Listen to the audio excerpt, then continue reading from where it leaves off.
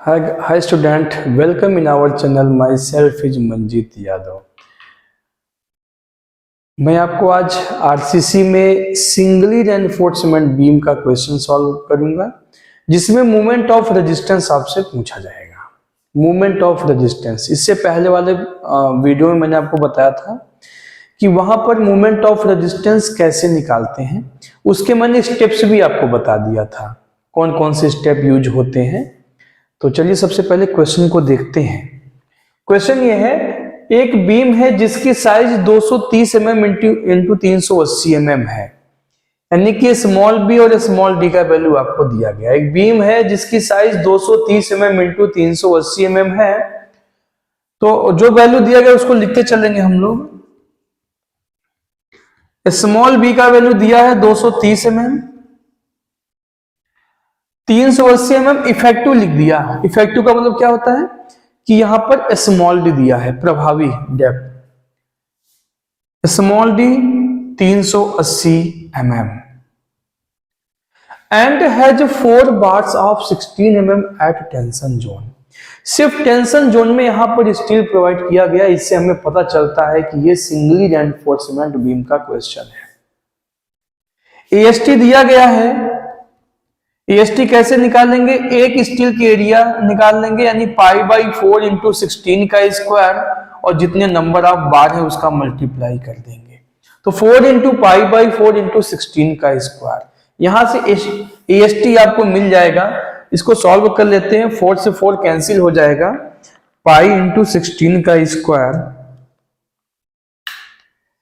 ये हो जाएगा 804.24 मिलीमीटर का स्क्वायर। इसके बाद क्या दिया गया है? सिग्मा सीबी, सिग्मा एसटी और एम का वैल्यू दिया गया है। सिग्मा सीबी 5, सिग्मा एसटी 140, एम इज इक्वल टू 18। ये न्यूटन पर मिलीमीटर स्क्वायर में है, ये दोनों ऊपर लिखा हुआ, यहां मैंने नहीं लिखा, ठीक है। तो ये वैल्यू गिवन है आपका, ठीक है।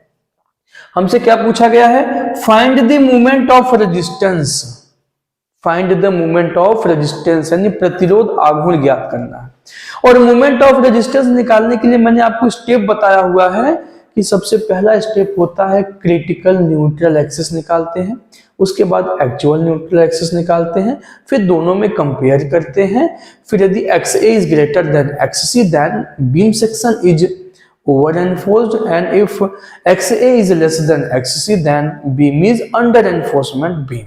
तो उस हिसाब से हम उस एरिया का फॉर्मूला मोमेंट ऑफ रेजिस्टेंस का लगा के निकाल लेते हैं, ठीक है। तो सबसे पहले हमें क्या करना है? हमें करना यह है कि हमें निकालना है critical neutral axis.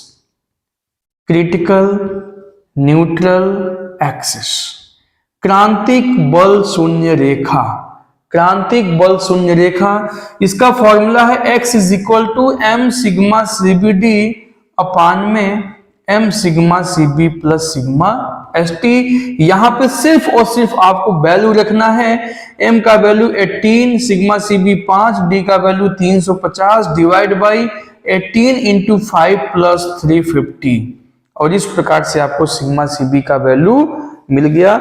18 into 5 into 350 divide by 18 into 5 plus 140, तो ये आ गया 136.95, यानी कह सकते हैं 137 मिलीमीटर। सॉरी, यहां पर 80 वैल्यू दिया गया है, 350 नहीं है, 380 है। तो ये हो जाएगा आपका 18 into 5 into 180, sorry 380, m sigma CBD अपान m sigma CB 18 into 5 plus 380, ये हो जाएगा m सिग्मा CBD अपान m sigma CB plus sigma ST, plus sigma ST है। सिग्मा ST का वैल्यू 140। -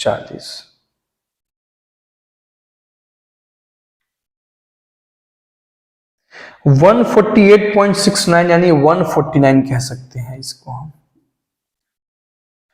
तो यहां पे ये क्रिटिकल का वैल्यू आपको पता चल गया। अब हम निकालेंगे एक्चुअल न्यूट्रल एक्सिस, और एक्चुअल का फॉर्मूला क्या होता है?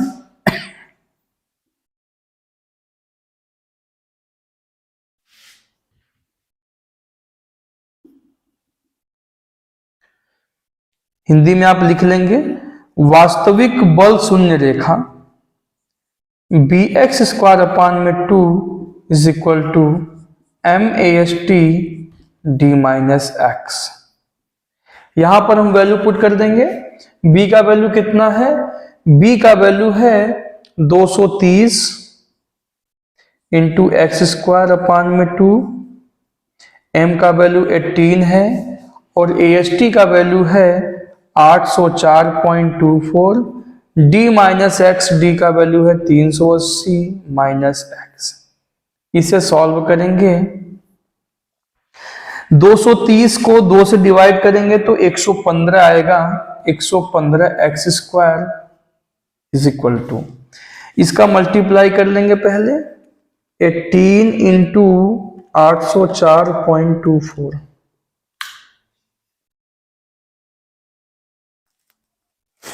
तो इसका पहले एक्स में कर लेंगे आप, तो हो जाएगा माइनस इंटू 380। हमें कोशिश करना है कि ज्यादा मेहनत न करने पड़े, कैलकुलेटर को भी बहुत ही सावधानी पूर्वक आपको सॉल्व करना है।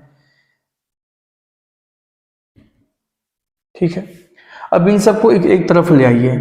115 एक्स स्क्वायर, पहले इसको लिखेंगे, प्लस 14476.32 एक्स, फिर इसको लिखेंगे माइनस 5501,001.6।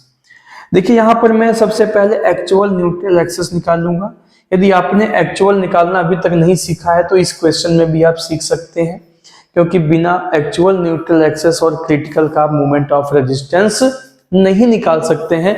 हालांकि मैंने प्रीवियस वाले वीडियो में मैंने आपको बताया हुआ है कि न्यूट्रल एक्सिस कैसे निकालते हैं, आप वहां से भी जाके देख सकते हैं।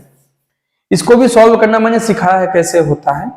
इसका compare a x square plus b x plus c is equal to 0 से कंपेयर कर लेंगे। इसको जब कंपेयर करेंगे तो क्या निकल के आएगा? एक्स स्क्वायर का वैल्यू आएगा आपका 115, एक्स का वैल्यू आएगा 14476.32 एंड सी का वैल्यू आएगा माइनस 5501,001.6।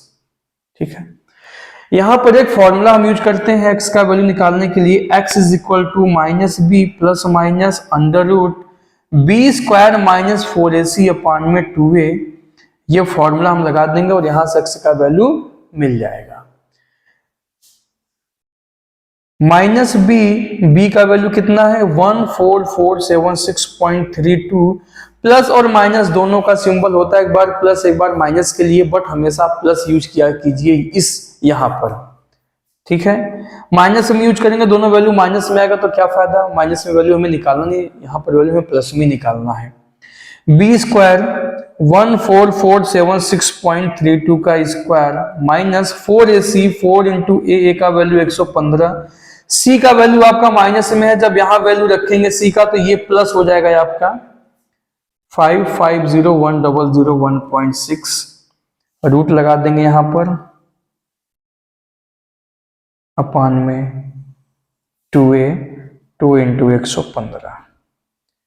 अब यहां पे आपको x का वैल्यू निकल जाएगा। कैसे निकालेंगे देखिए, सबसे पहले कैलकुलेटर में आप इस अंडर रूट के अंदर जो वैल्यू उसको सॉल्व करेंगे। इसको सॉल्व करने के लिए पहले आप ये लिखेंगे 14476.32 का स्क्वायर प्लस 4 इंटू ए 115 इंटू सी का वैल्यू 5501,001.6 इक्वल कर देंगे। अंडर रूट को प्रेस करेंगे, फिर आंसर क्लिक करेंगे, फिर इक्वल कर देंगे, फिर माइनस भी करेंगे, माइनस 14476.32 डिवाइड बाई 2a, 230 से डिवाइड कर देंगे। ये सब आपको आता होगा कैलकुलेटर चलाना इतना। 164.64, 165 कह सकते हैं हम इसे, 165 mm। अब देखिए यहां से जो x का वैल्यू निकल के आया उसको बोलते हैं xc, और ये जो x निकल के आया उसको बोलते हैं xa। अब हम दोनों में कंपेयर करेंगे, xc और xa में कंपेयर करेंगे। तो देखिए XC का वैल्यू 149 है और XA का वैल्यू 165 है। तो XA is greater then XC, XA का वैल्यू XC से ज्यादा है, यानी कि एक्चुअल न्यूट्रल एक्सिस का वैल्यू क्रिटिकल से ज्यादा है। तो जब ज्यादा है तो इस प्रकार के बीम को बोलते हैं ओवर रेनफोर्स्ड बीम सेक्शन बोलते हैं। ठीक है, ओवर रेनफोर्स्ड बीम सेक्शन बोलते हैं। तो यहां पे देखिए हम कंपेयर करेंगे किससे किससे, XC का वैल्यू 149 है और XA का वैल्यू 165 है, तो 165 ज्यादा है, यानी एक्चुअल की वैल्यू ज्यादा है। जब एक्चुअल की वैल्यू ज्यादा है तो यहां पे जो बीम फेल होने वाला है वो कंप्रेसिव एरिया में फेल होगा, और जिस एरिया में बीम फेल होता है उसी एरिया का मोमेंट ऑफ रेजिस्टेंस का फॉर्मूला हम यूज करते हैं। यानी कि हम कह सकते हैं कि XA is greater then XC। क्या कहेंगे इस प्रकार के बीम को, ओवर रेनफोर्स्ड बीम।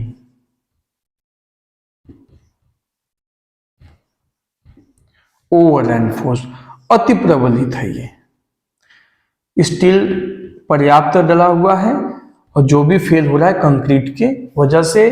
तो मूवमेंट ऑफ रेजिस्टेंस MR का फॉर्मूला यूज करेंगे BX sigma CB by 2 into D minus x by 3।